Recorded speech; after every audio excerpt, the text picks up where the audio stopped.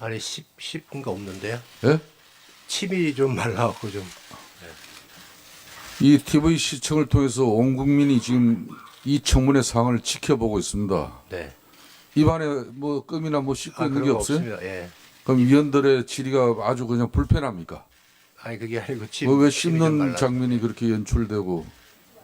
예? 자, 김영재 정의는 지금 답변 자세나 태도가 아주 좋지 않습니다. 네, 죄송합니다. 예.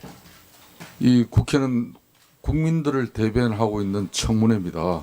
네. 자세나 태도, 우리 청문위원들보다는 국민들을 위한 자세가 태도가 되어야 됩니다. 네, 알겠습니다. 의원들의 신문이 불편하다고 해서 입안에 뭘 씹는 그런 자세와 태도는 바람직하지 않아요. 입안에 혹시 뭐 있는 거 생긴 거 아니죠 지금? 아닙니다. 네. 자, 나중에 모아서 다 요청해 주십시오. 다음은 국민의당 김경진 의원 신문해 주십시오. 예, 김영주 증인. 네. 핸드폰 번호 어떻게 됩니까? 010-3714-3288입니다. 언제부터 쓰셨습니까? 오래전부터 썼습니다. 하루에 몇 통화 나옵니까? 그건 잘 모르겠습니다. 평균 10통화 정도는 하십니까? 할 때도 있고 더 할 때도 있고 그렇습니다. 그 오늘 마치시고 통신사는 어디입니까? SK입니까? KT입니까? LG입니까? KT입니다. KT 가면 통화 내역 조회를 뽑아달라고 하면 뽑아주는데요. 네. 그 통화 내역 조회를 신청을 하면서 통화 위치 기지국까지 같이 뽑아달라고 하면 같이 인쇄를 해줍니다. 네, 알겠습니다. 그게 1년치까지 역산으로 가능하거든요. 네.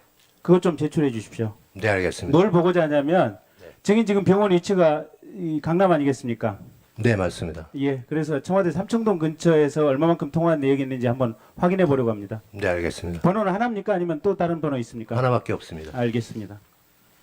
그 김상만 증인, 네. 아까 오전에 지금 면역에 관련된 호르몬 기능 관련 검사라고 혈액 검사 하셨죠? 네. 그 KBS 부산 총국장을 역임했던 최석태 씨가 최근에 일부 언론에 얘기를 한 것에 의하면 부신 기능 저하증이다 라는 얘기가 있어요. 맞습니까? 누가요? 박근혜 대통령께서 알 수 없습니다.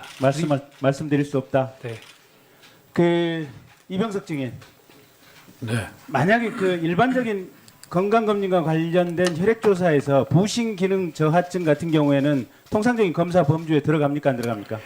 일반적인 검사에는 저희들이 시행을 하지는 않고 있어요. 그러면 2013년도 7, 8월경에 증인 세브란스 병원에서 하셨던 검사에는 그게 안 들어갔을 거네요. 아마도 그렇게 생각합니다. 그러면 이제 여기서부터는 가정법입니다. 확인된 팩트가 아니니까. 만약에 대통령이 부신 기능 저하증에 걸려 있다면 의식이라든지 판단력, 이 질병이 상당히 심각하다면 의식이나 판단력에 문제가 생길 수도 있습니까? 정도에 따라서는 그럴 수도 있겠지만 그 부신 피질이라는 기능은 나이가 듦에 따라서 조금씩은 저하는 그런 경향을 보이고 있기 때문에 그리고 그 부신 피질 호르몬을 측정한다는 것이 뭐 변화가 상당히 많습니다. 가능성은 있지만 확률상으로 크진 않다. 뭐 그렇게 생각합니다. 알겠습니다. 서병석 증인, 서창석 증인. 지금 증인께서 재직 중에 지금 태반 주사가 대략 2015년 4월, 11월, 12월 세 차례에 걸쳐서 150개 정도가 구입이 됐다 그러고 아까 신보라 지금 간호장교 얘기에 따르면 태반 주사는 지금 대통령이 있었다고 하는데 대체로 보면 대통령이 3일에 한 번 정도 태반 주사를 맞는 것으로 지금 통계가 잡히는데 어떻습니까? 저는 그렇게 생각하지 않습니다. 왜 그렇게 생각하지 않습니까? 보통 태반 주사는 종류가 두 가지가 있습니다. 네. 김상만 주치의가 쓴 거는 탯줄을 포함한 전체 태반인 게 있고요. 예. 그거는 간 기능하고 관련된 항염 작용이 있는 것입니다. 그리고 그 태반의 일부만 가지고 하는 거는 갱년기 장애를 치료하는 두 종류가 있는데 김상만 원장이 쓴 거는 전체를 가지고 쓰기 때문에 청와대에서 들어와 있는 그 태반 주사는 갱년기 치료제용이기 때문에 제가 그러니까 어쨌든 청와대에 들어와 있는 태반 주사의 수치를 가지고 역추산을 해보면 대통령께서 3일에 한 번 정도 지금 태반 주사를 맞은 것으로 지금 추산이 되거든요. 그건 맞습니까? 저는 그렇게 생각하지 않고요. 그 청와대에 들어와 있는 태반 주사의 이름하고 일단 김상만 원장이 쓴 태반 주사하고 다릅니다. 아니 청와대에 들어와 있는 거 가지고 통계를 내보자는 얘기입니다. 예, 왜 저는- 엉뚱한 소리를 하십니까? 저는 뭐 태반 주사 그런 거는 본 적이 없고요. 본 적이 없다. 네, 네. 그 여기 화면 한번 봐주십시오. 지금 송영길 시장이 얘기한 부분 한번 좀 띄워주십시오. 지금 우리가 대통령의 신체나 정신 건강 상태와 국정 운영에 대해서 깊은 관심을 가져야 될 이유가 있습니다. 저 부분 보면 대통령께서 송영길 인천시장 집무실을 필요해서 잠시 오셔서 다녀가셨는데 그리고 나서 변기를 뜯어가더라 라는 내용입니다. 근데 어쨌든 아무리 야권 소속이지만 인천시장을 하셨던 분이 팩트를 거짓말할 것 같지는 않습니다. 그 다음에 하나 다시 넘겨보십시오. 그 앞에 요거는 어제자 지금 중앙일보 사회 2부장이 쓴 기사입니다. 저 내용이 뭐냐면 2013년도 11월 5일에 박근혜 대통령이 영국에 국빈 방문을 했습니다. 그런데 국빈 방문을 하는 그 와중에 하룻밤 버킹엄 앞에 있는 호텔에 투숙을 했는데 투숙하면서 여러 가지 독특한 행태를 보였다는 겁니다. 첫째가 뭐냐면 침대의 매트리스를 바꿔달라. 우리가 청와대에서 바꾸겠다 해서 어쨌든 호텔에서 청와대가 요구하는 사양으로 바꿨고, 두 번째는 그 안에서 전자레인지를 설치해서 대통령께서 혼자 식사를 준비해서 드셨다.